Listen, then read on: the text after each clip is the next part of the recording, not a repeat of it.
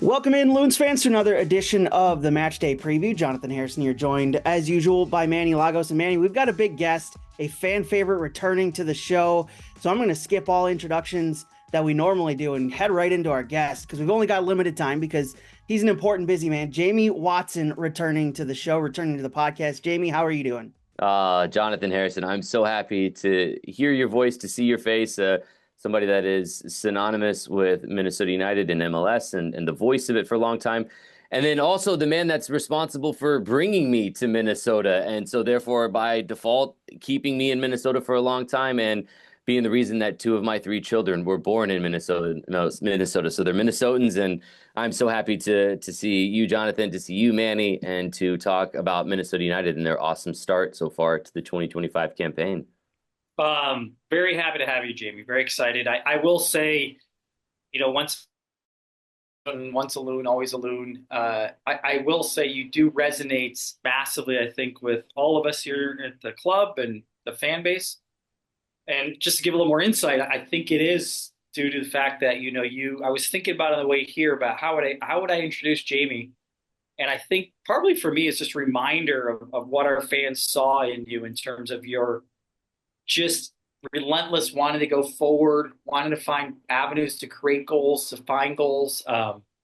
You obviously, and I say this nicely, weren't the fastest guy, but you were one of the hungriest players always on the field, that you wanted to try to make something happen. You wanted the team to be successful. And it certainly has been fun as a former coach to see you kind of take that energy and vibe and in your next iteration post-soccer professional player. And I hear it and feel it when you announce now as an announcer. So it's really fun listening to you kind of articulate the game, kind of an extension of what you were as a player.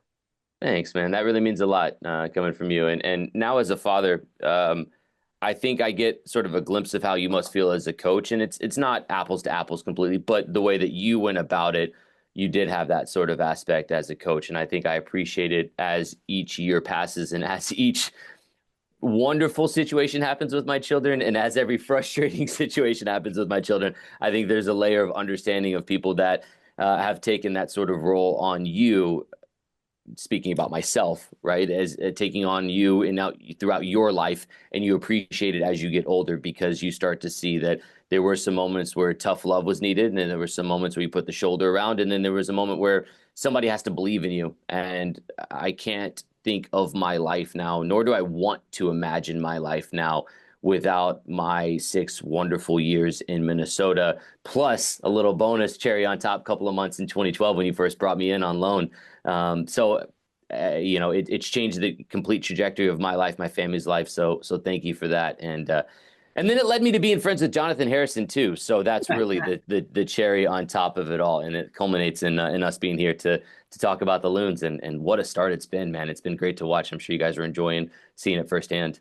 Yeah, absolutely. I want to get to the Loons because I want to get your thoughts on Minnesota United and how they've done so far, Jamie. But obviously, one of the ways we start the show is going through the week that was in MLS. And there's no bigger MLS news than what Kansas City did earlier this week, parting ways with Peter Vermes after 14 years in charge as head coach, over 20 in charge of the organization as a sporting director as well. It was an incredible run for Peter Vermes down in Kansas City, but as all things, they come to an end. But I think this is one of the biggest most shocking moves that may happen this entire season, Jamie. I agree. And I think it's the longevity of it. I'm going to have a level of self-awareness here, and I appreciate you having me on as a guest. But I think Manny will be able to give a lot more insightfulness because he knows Peter at a working level and is part of that fraternity of coaches and executives and chief executives that operate in a world that I don't get a seat at that table. I'll give you my perspective is that Peter has always been wonderful to me when I would play against his teams, when he was friends with Adrian Heath, so he would come to Orlando when he had some time off when I was playing there, and we get to know Peter that way. And then as a part of the media, he would give us his insightfulness to situations, didn't hold back, would answer any question. I appreciate that about him and treated every person like they mattered. And I mean, I got to share some beers with him afterwards as well. So I've gotten to know him on that level as well too. And he's a wonderful human being. You never want to see somebody lose their job. I can understand from a sporting perspective, if you can put aside the 2 decades that Peter Vermees has put into Sporting Kansas City and has made that city go from a team that didn't have an identity, really, the Wizards. Manny, you'll know that one, right? The Kansas City Wizards and the Wiz, and then finally becoming Sporting Kansas City. And there's been one constant figure to that. It's been Peter Vermees.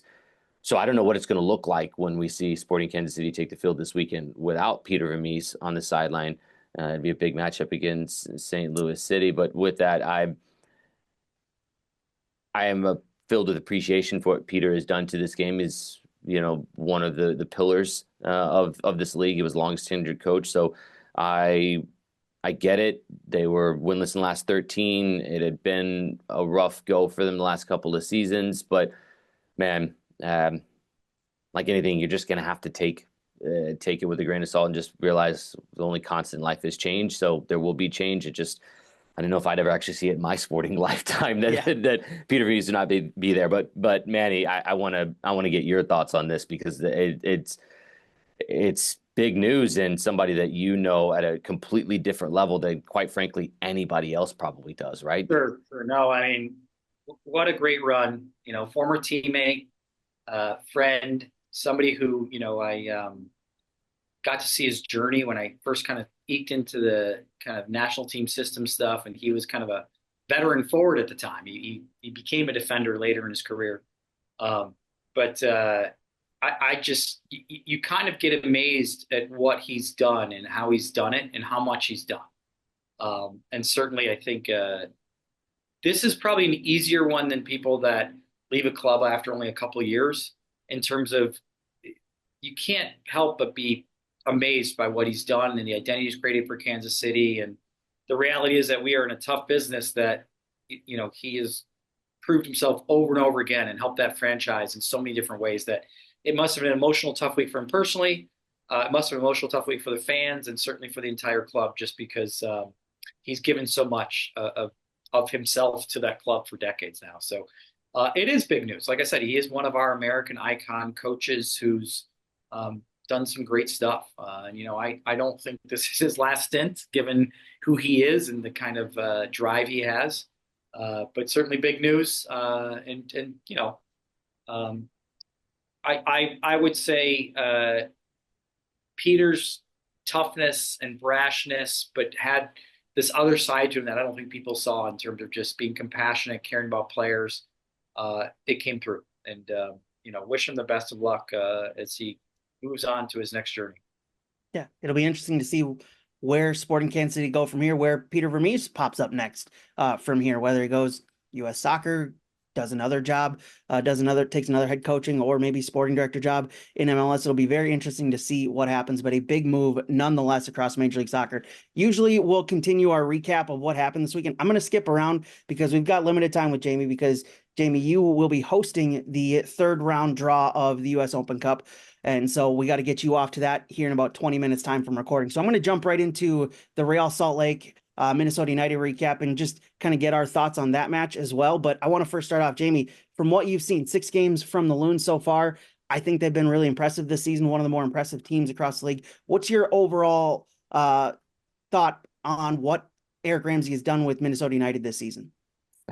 It's hard to start talking about Minnesota United and not get a smile with the way that they're playing, because they're fun to watch, right? And it was a dominant performance against Real Salt Lake, and adverse conditions, difficult conditions, but when you live in Minnesota, that's nothing, right? That's just part and parcel. So I look at what Minnesota United do collectively, and I think they have a good balance of the way that they go forward.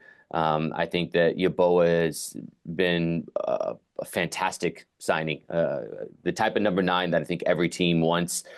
I think he's a player that really changes the game and is a constant threat, but he's also got an element of his ability to connect and bring others and make others around him better, whether that's with his ability to play a ball, whether that's his ability to move and to draw space for others. I think he's got a level of, man, you'll know this, selfishness that you want from a number 9 inside the box, but also a level of unselfishness that it's not just about himself. And I've appreciated watching that. Almost like a healthy ego, right, Jamie? Yeah, that's a great way to put it. Healthy ego.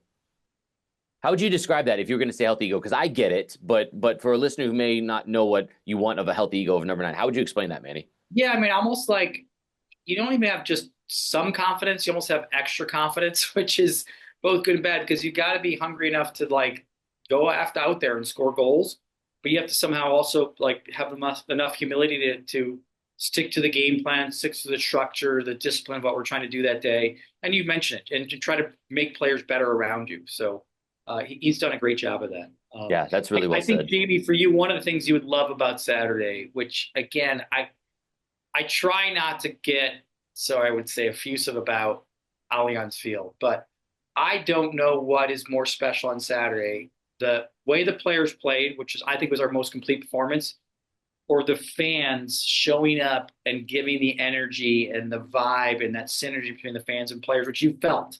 I think Yes. it's such a special place because our fans continue just to kind of bring this love of the team. And it was probably one of the coldest games I've ever been involved in. And I actually think the U.S. national team game in February 6th at 10 below in some ways was easier than Saturday, just because you knew the weather, you knew where the cold and how to cover up and your hands and your ears. This was a relentless, should have been snowing. I don't know how it wasn't.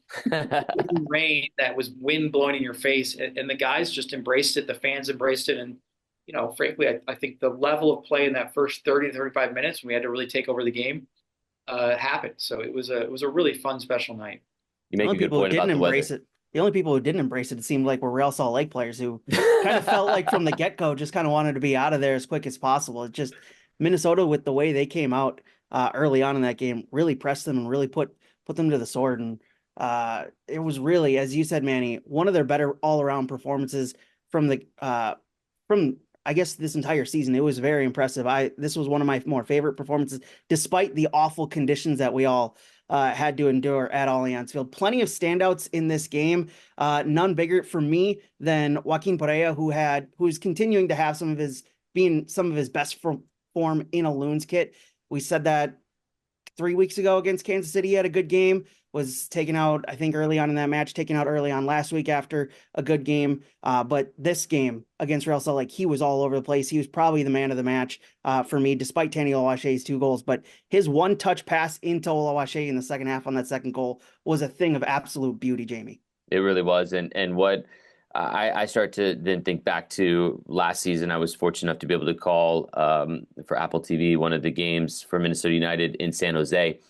And I just happened to be in the same hotel with Eric Ramsay and PR extraordinaire Eric Durkee. So I got a chance to sit there and chat with those gentlemen. And I remember this was right before Joaquin was really integrated with the group and able to sort of have his impact. And I remember Eric Ramsay, I got to clarify that with Durkee and with Ramsay here. So with and with this is all due respect to a head coach. I'm not just on that terms where I can be like, yeah, Ramsay here. But you know, with Eric Ramsay, I was sitting there talking to him, and he had this look in his eye and this conviction when he spoke about how good Joaquin Ferrero is going to be, and he was like, "You've got to see this player. He is really, really good. He is going to change what we're capable of doing, just because he can unlock a team." But then he's also so sound tactically to understand this isn't the moment that I need to go be an offensive playmaker. And Manny, you'll know this. A lot of players, it's very easy to just want to go do the attacking side of it, but to have tactical discipline is something that coaches really appreciate about a player. And that was something that I remember Ramsay was looking at me saying, and you know, it was, I think, on display throughout the course of this match against Real Salt Lake, where there were times he would go, there's times he'd stay, there's times that he was keeping the RSL midfield guessing as to what he was going to do. And it was like watching a grandmaster in chess making moves and the other opponent having to react going, I don't know what the heck is going to happen next here.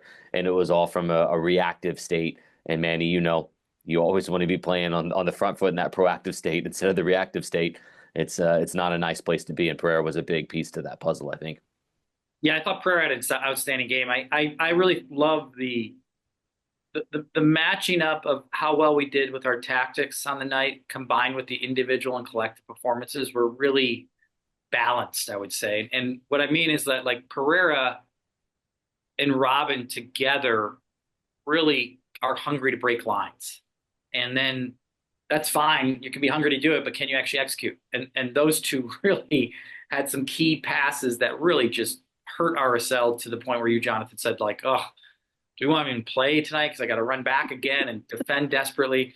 But the other piece that I think is a little bit more kind of nuanced is just that channel and connection with Rosales and Romero. All three left-footed, all three kind of clever in their own different ways. There was something there I got excited about because that was really some nice attacking patterns that when you saw Joseph get higher and then you saw Romero kind of allow a little bit more passing out of the back than we've had this year. Again, we still kept our possession, we're going to say in a good way for our club, Jamie, low, because we're actually enjoying our low possession and high quality chances. And then it just really, to me, if you looked at the bigger picture, it actually allowed Bongi to get a little bit higher once we got out of those tough situations where now our numbers got forward a little bit quicker and faster and our repressing was a little bit higher up the field than it normally was this year. And so I just really like the evolution of that kind of structure and discipline we've had for the first couple games, where now we seem like we can evolve a little bit and start to like be a little higher and maybe keep that possession number up, not in the defensive end, but when we're winning the ball back in the offensive end. So great game for him though. Yeah, really fun. That one pass he had, and it was unfortunate. I think he probably would have stayed in. I just think the yellow card up 2-0, given what happened in Kansas City a couple weeks ago, I don't think Eric was going to mess around with keeping a guy in the field that had a yellow card when we had to walk out the field with 3 points for our mental toughness, given that Kansas City was one of our tougher outings in terms of not seeing a result out in the last couple of years for sure, maybe even history of the club. I don't know if we've ever given up a 3-goal lead. So I thought there was some good tactical management as well by Eric there to pull him at the right time. Yeah, you could tell when he was coming off the field on the sideline, he was frustrated to be coming off because he knew he was having one of his best games in a Loons jersey. Another guy who had a great performance, you mentioned Nicholas Romero on that back line, Jefferson Diaz as well. You look at him on that overlapping run on that first goal to Tani Oluwaseyi. When he starts going on that run, I remember looking at Dan, I'm like, oh, this might be something special here. And then you see the nice one-touch passing that kind of unlocked the Real Salt Lake defense, getting the ball eventually. Yeah, I think that was Diaz Robin who played that key pass. Yeah. Yeah. Gets the ball into Diaz, who just kind of puts it right where Tani Oluwaseyi is going to jump up. That was a great play. Some of the best passing performances we've seen from this club, Manny. But Diaz, another exceptional performance on that right-hand side, giving Eric Ramsay more questions as to how he's going to, divvy out time on that back line where it seems like we continually talk about this depth week in and week out, Manny. Yeah, Jamie, it was a fun weekend in terms of like, I don't know if there's a man of the match because my head is like, well, Tani had a brace. Well, Diaz was in the match of day of the week and had amazing assists. And then obviously Dugan's still battling and kind of Boxa was late getting back from New Zealand. So he played really well again. Dane's been rock solid in the back. So it is one of those games where it really is hard to kind of pinpoint. The midfield is dominant. I think it was one of Will Trapp's best games of the year. I could keep going. Bongi has had 4 games in a row where he's now really pushed himself to be one of the more elite wingbacks in the league. And obviously, this is Joseph's first start back in a while from injury. So it really had some great stuff. That goal and the tempo was outstanding. Really fun to watch. Jamie? Yeah, well said. I mean, geez, you absolutely just went through and listed everything that I was thinking about it when I went back and sort of broke it down in preparation for. I was fortunate. I also am calling RSL versus LA Galaxy and Minnesota versus NYC. So I was able to sort of cut a little bit of prep time in half watching this game, but I enjoyed it, man. It was a really, really good one. Yeah. And then we've mentioned Tani Oluwaseyi scoring his brace. That's the 3rd game in a row for a Loons player scoring a brace, as it feels like this attack just continues to develop. We continue to see Tani Oluwaseyi and Kelvin Yeboah kind of gelled together. Now this is their first game back together in I think 3 games now, or 2 games, because the injury to Yeboah in Kansas City, then Tani gone away for international duty against LA Galaxy. But them together once again just created a ton of problems up top, and this team continues to develop guys, and I really like where this team is going. Manny, you mentioned it earlier, it feels like with the defensive solidity that this team is able to start kind of pressing itself into the attack a little bit more than we've seen. Oh yeah. Can I jump in here and say too, the thing with Diaz too, that as you were talking, Manny, you brought up a good point. Diaz needed a good performance like this confidence boost, right? Yeah. Because it's only going to get more and more difficult with this group, with the depth that you alluded to. So this performance was great for the team, but I also think personally Diaz really needs to use this as a springboard to continue to add those layers, because it's a layer of confidence, but also a layer of trust. And you know what that's like for a coach when you can truly and fully trust a defender, then it's great. Then their name can be put in pen instead of just being penciled in for the time being when you don't fully trust them, right? Yeah, Jamie, you're right. I don't know if you follow us too closely, but Jeff had a tough outing against Kansas City. A really tough outing.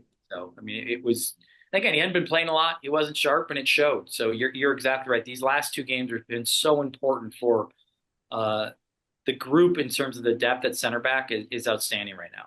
We really have, at this very moment, you think about Carlos Harvey and Diaz and probably fighting for the starting spot there. So that's just amazing.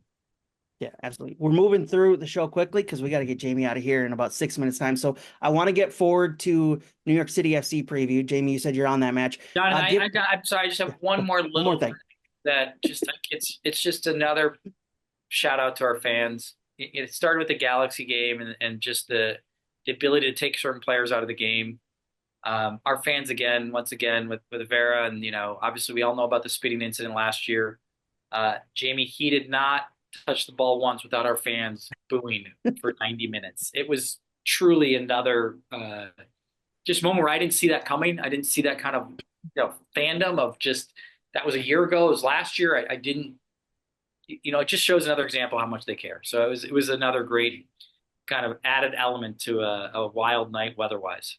As someone who's been on the receiving end of vitriol before I would like to say the love that I felt, the whole "you dive like Jamie Watson" thing resonated for long before I got to be there. You don't want to be in that spot. It absolutely sucks, man. I'll say if Vera didn't quite run his back as hard in the tiny goal, it looked like too. So. No, exactly. You could see. You go back and watch that replay, and it's like there's definitely more bits of speed there. Like, why are we not hustling back when Tanny's gonna be one-on-one because of this perfect pass?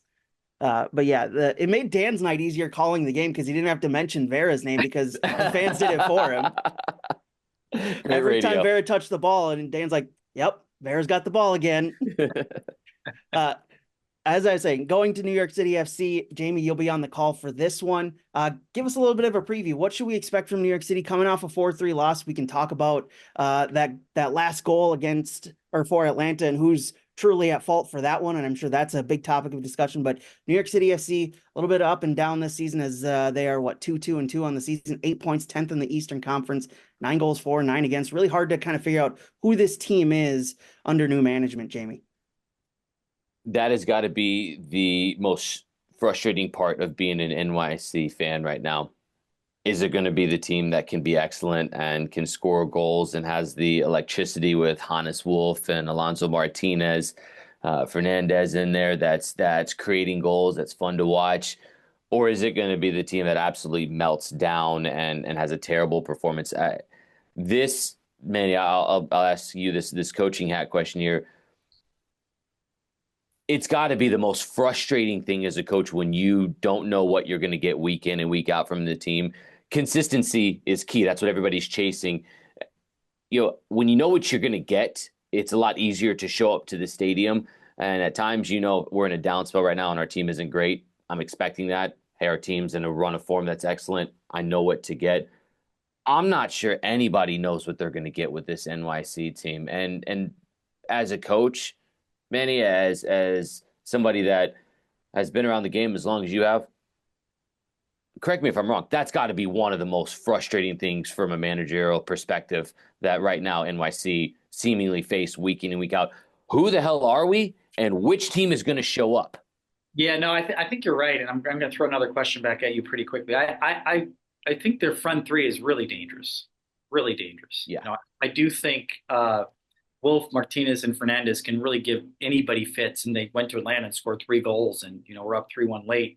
It is, to me, where are they soft in the middle? Are they good in the middle? Oh, by the way, I love Maxi Morales too. I should Yeah. throw that out. Oh my God, he just makes my heart melt. How good he has been. But is he an additive right now, or does he kind of cause some of their like uncertainty about are they a defensively sound team, or are they like just this high flowing attacking team? So again, I think they're a dangerous opponent because they're solid in some ways and they're dangerous offensively. And on a day if they play well defensively in that midfield, but then they're very dangerous. I think that's where we can get at them. Is I do think their back four and midfield are kind of inconsistent sometimes, but they can. They're not to the point where I'm like going to say they're bad because I know they have it in them. So to me, this is where the game becomes unique this weekend because this is a solid to maybe very good team, or this is a solid to might have to fight through the year to figure out their identity. So um, my question for you, Jamie, because I know you do way more homework than me, and I don't know this team that well. I'm being honest. When I was thinking about the podcast, I was like, oh my gosh, I don't know a lot of these guys, and I really don't. And then that 17-year-old kid popped. Tell me a little more about this Shore kid, and what he is, what's his qualities, what's he like? Yeah, so this is that interesting dynamic where you've got an Eastern Conference team versus a Western Conference team, and the Western Conference team like the back of your hand. You get to see them home and away every year, and then the Eastern Conference team, some years you get them, some you don't. Some it's at home, some it's away, and this NYC team under Pascal Jensen is as you said, trying to find out who they are. But this Jonathan Shore kid at 17 years old, which, by the way, complete end of the spectrum for Maxi Morales that you were just talking about a minute ago, at 38 years old, right? I mean, it's very rare you get the dynamic where legitimately, not like we have to, suspend reality. It could be a Yeah, father-son duo with the yeah, age difference here. But, it's been interesting to watch. This is what I love about MLS Next Pro, because we're talking about Jonathan Shore at 17 years old, and what seemingly is one person's overnight sensation is another person's, years in the making. This is where MLS Next Pro really shows its sure. value. Because I'll run these numbers by you. In 2022, he got his first 2 games, right? And let's start to do some math working back on that as an age-wise for Jonathan Shore. And then 2023, 15 games he gets to play. And then in 2024, he plays 24 games and he has 8 goals to go along with the 2. So by the time he's 17 and he's cracking into the first team, he's got 10 professional goals. And I'm going to really test my math here. He's played about 41 games in MLS Next Pro. So a 17-year-old who's already in the back pocket has 40 plus professional games because of MLS Next Pro. And then he can get into the first team at 17 and he can be able to continue to not only contribute, but I think he's more than well held his own in there. And to that point of having the 38-year-old Maxi Morales next to him, that also means then at time you've got to do some extra defending to allow that luxury of Maxi Morales and the brilliance that he can create offensively, maybe sometimes defensively. And this isn't a criticism that he's one of these players that doesn't defend. He does do his part to cut off passing lanes and to be in this space, but he just doesn't, at 38 years old, Morales have the aerobic ability to be able to run around like a 17-year-old does. So maybe that's sort of also some of the appeal, but I think that it's impressive what Jonathan Shore is doing at 17 years old, and it's a lot of the unseen dirty work that you have to really pay attention to him to be able to appreciate about his game. But there's a lot of soccer intelligence, and that is a big, big boost from MLS Next Pro in those 40 plus games that he already has at 17 years old. I mean, it changes the game completely for players to be able to have that experience at that young of an age. Yeah, it'll be interesting to see, like I said, and I don't know what changes they'll make this weekend. It's just popped, 17 American kids starting. It'll be intriguing to see. And like you said, I will say for our audience, our fan base, Max Morales is we've got to enjoy him while he's here, and we've got to deal with him this weekend. But him along with that front three is going to be the big test for us because he is different. He's one of those unique players that every game his brain is thinking about how can I break the team down, how can I help our team win. And he really is somebody that we haven't faced a lot in the West all the time. So it's going to be an important battle for us. And like I said, I'm intrigued about probably Parks and Shore. I assume then Jamie will kind of sit deeper and they'll let Maxi kind of go around a little bit. Which makes sense in this game being at Yankee Stadium. always Yeah. helps, right? It's not an expansive field, so you can have tighter spaces, and you need players that are good on the ball. What is Maxi Morales good at? Tight spaces, being on the ball and stuff. So, yeah, I'd expect a lot of the same, and I think that the dynamic, like you alluded to earlier in the show, is very different if this match is at Yankee Stadium as opposed to at Allianz Field, which is one of the most intimidating places to play. It's my favorite stadium, for obvious reasons, having seen it in firsthand experience, but I think the fact that this is at Yankee Stadium does add a wrinkle to it, but it also, Minnesota United is okay with it because of what you said earlier astutely, the fact that they're okay not having possession and breaking out the transitional moments. There's a lot of transitional moments at Yankee Stadium. So it'll be exciting. I'm excited to see this match. I feel fortunate to be able I to also be think, involved Jamie, with it. set piece lovers will love this game, because I think anytime we have a throw in the offensive Yes. half, Michael Boxall will be tossing that ball into the box Yeah, he will. time. So, Oh man, I love Boxy. He's one of my favorite people I've got a chance to cover and get to know. And yeah, I can't wait for him. And I mean, the dude's got, normally you want him on the end of it, but I mean, you've seen the size of his arms. I mean, the guy can just launch a ball across the field. So yeah, it's a real weapon and something that will definitely be an asset to Minnesota United this weekend. I'm looking forward to it. Jamie, I know you got to go. You got to go prep for the third round draw of the U.S. Open Cup. Looking forward to watching you on that. And we'll talk to you later. Looking forward to hearing you on the call this weekend. You Great guys, seeing you, bud. nothing but love for this group right here. Incredible. Thank you so much. And to the fans, miss you. We love you. And thank you for always being so great to me and my family over the years, and you too, especially. So nothing but love for you guys. So once a Loon, always a Loon, right, Manny? Yep, that's right. Cheers, Jamie. Bye, guys. Jamie. Thank you. Yep.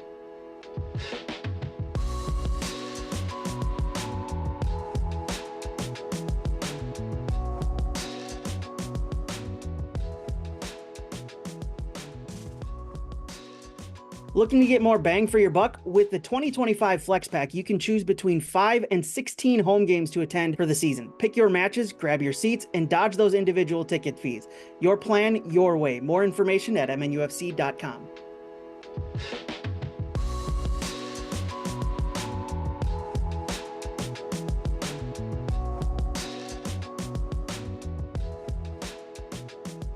All right, we'll continue the conversation here.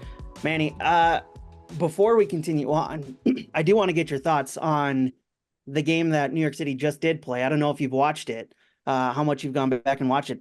Who's at fault for the goal, Thiago or Freeze on this one? I mean, it's been kind of the topic of conversation across MLS discussion online. Is it seems like a lot of former players are coming out and saying Thiago is the one at fault for it. A lot of people defending Matt Freeze for not coming out for that one. How, from a coach's standpoint, when you see that goal, how do you want that to play out? One of them clears the ball. They're both at fault. Like, there's no, at the end of the day, both could have figured out a way to deal with it. I would be honest if I said if it was one or the other. I would just say both are. Goalie's job is to keep the ball out of the goal. The defender's job is to clear when there's danger. And both froze in that moment. Again, I'm not trying to give any disrespect. We kind of froze against Kansas City a couple weeks ago. They felt the pressure of a lead late in the game and froze and made some bad mistakes, bad habits, and I'll just leave it there. And I truly think it's important for us this weekend to kind of come with the moxie of the way we played Saturday to this game, because psychologically they are battered a little bit, giving up that lead and losing. Mm-hmm. So I hope we can take some of what we did Saturday and make sure we have that moxie, because they might not be up for the game the way we are if we get going right away. You guys mentioned it a little bit ago, the field size and how playing at Yankee Stadium, New York City have a much smaller field than is normal across the rest of the league. And we talked last year in the Galaxy game how much bigger their field is compared to everybody else's, how much wider it is. Now the field is shrunk a little bit. How does that play into how Minnesota are expecting to set up, and how that plays into how we've seen them play this season and develop this season? Yeah, I'll go tactically in a second. I just want to make sure, as much as I rip on the stadium and the field, this is a franchise that's committed to the higher level growth of soccer in New York City, which is probably the most important market, and somewhere I've played, and somewhere I think is the greatest city in the world. And they have finally gotten their stadium. They've battled, they've fought. and they will have one of the best stadium experiences getting on that subway. 15 minutes, you get off the subway, you are 100 yards in Queens from the stadium. It is going to be a highlight globally to have them have a proper soccer specific stadium. And they've had a lot of years to try to like figure that out. And yes, it stinks.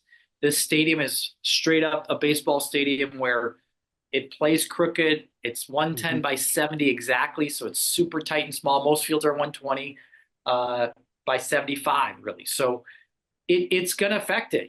Goal kicks, punts, free kicks, clearances. Where do you put your line defensively and your block? And is it the right line? When you're box defending, are you exactly right for the offsides or not? It really becomes more of a crapshoot. And that's where there's an uncertainty about playing here that I don't have for most fields. Like my brain wants to say this is how the game's going to play out and this is what's going to happen. The field makes it uncertain for both teams. That could be a home field advantage for NYCFC, or it could be advantage for us. Ultimately, it does make it harder, tighter spaces, harder to sometimes play out, and little things will matter. Set plays, set pieces will be massive in this game for sure. Yeah, it's as I said, leading into this part of the discussion, it's kind of hard to figure out who this team is because you look at 2 weeks ago, they held the Crew to a shutout despite allowing 24 shots, despite having very little attacking presence at all. Then the following week against New York City, they jump out to a big lead. It seems like they want to get on the attack as much as possible, but then end up losing 4-3. So this is going to be a very interesting one to see how this plays out because obviously, as we've also said, it's one of those interesting things where it's an East-West. We haven't seen them in a couple of years. What was 2022 the last time we played New York City FC, and that was in New York at Citi Field at the Mets Stadium, and that was a 2-0 win for the Loons. So it's been a while since Minnesota United and NYCFC have played against each other. So I'm looking forward to this one. It's going to be interesting. An early one for the Loons coming up this weekend on Sunday, the only game going on I'm just pulling up the schedule now because I don't have it off the top of my head. The 2:00 time slot, Central Time, 1:30 p.m. pre-match show with Dan Terra, myself on 1500 ESPN, 2 p.m. Broadcast on MLS Season Pass with Jamie Watson, as you just heard. Looking forward to this one.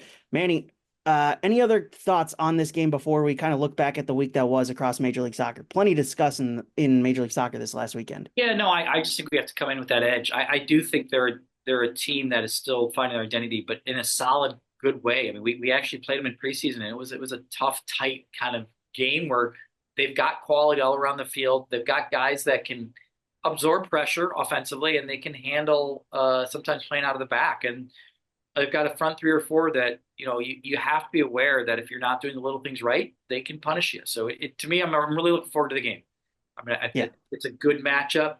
It's a good test against a weird, tough place to play. And I'm excited for the guys to deal with the adversity. And certainly the last, several weeks, we've had some great adversity and we've just knocked it out of the park. So looking forward to the guys having that moxie, hopefully, and getting the result. Yeah, absolutely. Looking forward to that one. Let's look back a little bit before we jump into the league. There is a note in the rundown. This was added late after we started. The Office March Madness pool within Minnesota United. You're in second place behind Sherry Ballard, the one and only CEO of the club. Your reaction to being second place going into the Final Four? I don't look at it as a second place. I look at it as like I've got a lot of young people in this office. I actually haven't done an office pool like for 12 years, by the way. And I was very brave to pick all 4 number 1 seeds. Although, by the way, that only has happened once ever in the history of the tournament in 2008. So yeah, it's been a while. I jokingly said brave, but I think it's brave. No, if Duke wins, I'll win the pool. I think if Florida wins, Sherry wins the pool. I've got my heart's with Duke for a lot of reasons. My son goes there. My wife went there. So I'm feeling pretty good right now. I'm walking around the office telling these young kids, this is how you do a bracket. So got a lot of confidence after your first bracket pool in 12 years. Let's look at the week that was. New England finally scoring their own first goal of the season. Only took them 7 weeks to do it.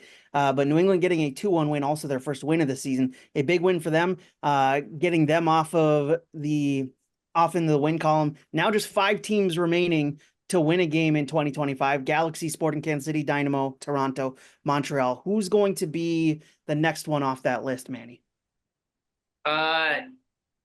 Great question. I mean, Kansas City's going to have a coach's bounce game. Galaxy coming off a pretty decent 0-0 draw this week and looked better, and Pencil's back. That'll be a big boost for them. I mean, who do they play, John? I need more context to give you my prediction here. Galaxy And yours, by the way. Galaxy play Real Salt Lake. They host Real Salt Lake this weekend. Sporting Kansas City Galaxy are at Real Salt Lake, excuse me. Sporting Kansas City hosts St. Louis in a big rivalry game. We can talk about St. Louis in a little bit. Houston Dynamo host LAFC. That's going to be a tough one. Toronto are on the road for Sunday night soccer at Miami. That's probably going to be a loss for them, most likely. And then Montreal, who also got rid of their coach last week, on the road at Columbus. So I think what you said, Galaxy probably the favorite in that one. Maybe Kansas City if they can find some attacking threat. I'm going Houston. Houston against LAFC? They had an emotional game last night, big 1-0 win CONCACAF Championship Cup over Miami. They'll be a little tired. I think Houston will, but they'll all play desperate, so they'll be passive. Yeah, let's remember this one though. I'm predicting Houston, you're predicting Galaxy. Okay. Yep. We'll come back to that one next week. For sure, we'll remember that this time. St. Louis, I mentioned them keeping every game tight. Have allowed just 2 goals on the season, but last week a 1-0 loss to Austin, still showing very little attacking threat. Though, I know they've gotten off to a good start. They're at the top. They're near the top of the Western Conference. They've had a pretty good start, especially defensively. Is there concern about how long they can keep that going if there's going to be such little attacking threat from them? Well, I mean, it's probably a little bit early, and probably this game you could talk a little bit more on Austin now getting, a good solid win, and showing some kind of the quality of defending and finding ways to win games now. So I think I give a little more credit to Austin than maybe I overthink about St. Louis. By the way, Austin sneakily second place in the Western Conference. They've had a pretty decent start. Yeah, that's what I was going to say. I would more talk about what good of a start it's been for Austin in several years. And I don't know. I still think if you're limiting chances and you're playing well defensively, as the season grows, you should build into think about different ways that you can get forward and get chances. So I think, again, the West is wide open in a unique way, with the LA teams kind of, just being okay as a start. So to me, it'll be a fun month now to see where all the teams kind of evolve from how they started, and again, my brain goes back to Minnesota. I'm excited about the next month. I mean, it's going to be a tough month. We've got 2 games on the road, and then we finish with Dallas and we have in the 27th, Vancouver. So it's a big 4 games, that I'm excited to see how we do. 2 on the road and 2 at home. 2 tough results for Vancouver. You mentioned there, the loss last week against Chicago, then a draw this week against in Toronto. So that's a bit of a surprising result considering how Toronto have struggled this season. Are you at this point in the season with Toronto or with Vancouver, excuse me, leading the Western Conference? Are they for real, or is it still too early to judge that? I think it's too early to judge the fact whether they're going to just run away with the Western Conference from now until the end of the year. But I think there's some signs that this is a tough, resilient team. I mean, they've dropped a little bit with Gold out, but not enough to say like, oh, this is just a one-man team. So there is a sign here that they look tougher to play against than they have in the last couple of years for sure. And it seems like they have an opportunity to win this series against Pumas. I know they ended up tying late last night. I gave up a home goal, so that's good. But I think they got a chance to go on the road and win that game. I really do. Just based on what I saw last night, I don't know. I think they can score 1 or 2 goals on the road in Mexico. So my answer would be I think they're still a surprise of the West, probably.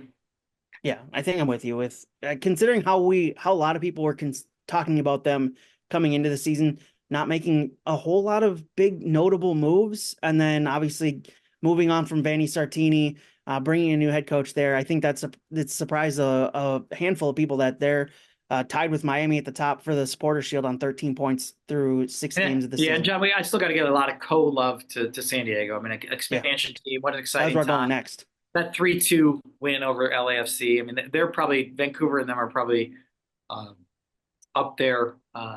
Hopefully, the national audience thinks along with us. By the way, so Yeah. 5 goals in the first half in that San Diego LAFC game. What a yeah, wild first half yeah, in that one. A 3-2 win for San Diego, getting their first home win of the season. Just an incredible game for that one. yeah. I just can't imagine just the first LA team, the game. Obviously, there's some incidents afterwards that I think are become more and more probably relevant or prevalent in the league. But going up 3-0, getting your first win, oh, must have been nuts, wild. Yeah. Had to be a special moment there for San Diego. Looking ahead to this week, I don't know if you have the schedule up. Do you have a game of the weekend that you're looking forward to outside of obviously Minnesota, New York City FC? I do not have the schedule up. Can you give me Okay. a couple that I get to choose from? Philadelphia, Orlando, I think two of the better teams in the Eastern Conference. I think with the way they play right now, Philadelphia in second place in the East, Orlando just allowing a lot of goals, but also scoring a lot of goals. Just a very wild team, that one. Austin, Portland, with how those two teams play. Let's see here. Sunday Night Soccer's Miami, Toronto. That one seems like it's kind of already written who's going to win that one based off the way those two teams have started this season. Charlotte, Nashville could be a sneaky game of the weekend as well. Yeah, yeah. It feels like the Eastern I like. Conference slate is a little bit better right now than the Western Conference slate of games. I just like your choice of the Orlando Philly. That's a really good early season where two teams played pretty well. Um, yeah, San Diego, Seattle's on the list to end Saturday night as well. That could be a good one. Vancouver, Colorado coming off an impressive performance as well. 2-0 win over Charlotte this last weekend. That could be a pretty spicy game up at BC Place as well. yeah. No, I agree. I like your pick. I like the Philly Orlando. I like the Austin Portland too. Those kind of always seem to be wide open. Should be fun to watch this weekend. Manny, looking forward to this one at New York City on Sunday afternoon, 2 p.m. Kickoff for that one at Yankee Stadium. How often do you get to say you play soccer at Yankee Stadium? Just a weird thought. We won't get to say it for much longer because that brand new stadium will open in 2027, and I know a lot of people across MLS are looking forward to that happening. We did win the last time we were there, although I think we played at Met Stadium when we won that. You remember who scored in that one? Amaria, maybe? No. It was Gregush and Mender Garcia. Gregush with an absolute screamer from outside the box. Yes. Got both of them. Yeah. Nice. Fun. Yeah. That was a fun one back then. But looking forward to this one. 2 p.m. kickoff for that one at Yankee Stadium. 1:30 p.m. as I said, pre-match show with Dan Terra and myself on 1500 ESPN. Looking forward to it, Manny, and we'll talk to you next week with another episode previewing the next game for Minnesota United and reviewing this New York City FC matchup. Looking forward to it. Awesome. Cheers. Thank you.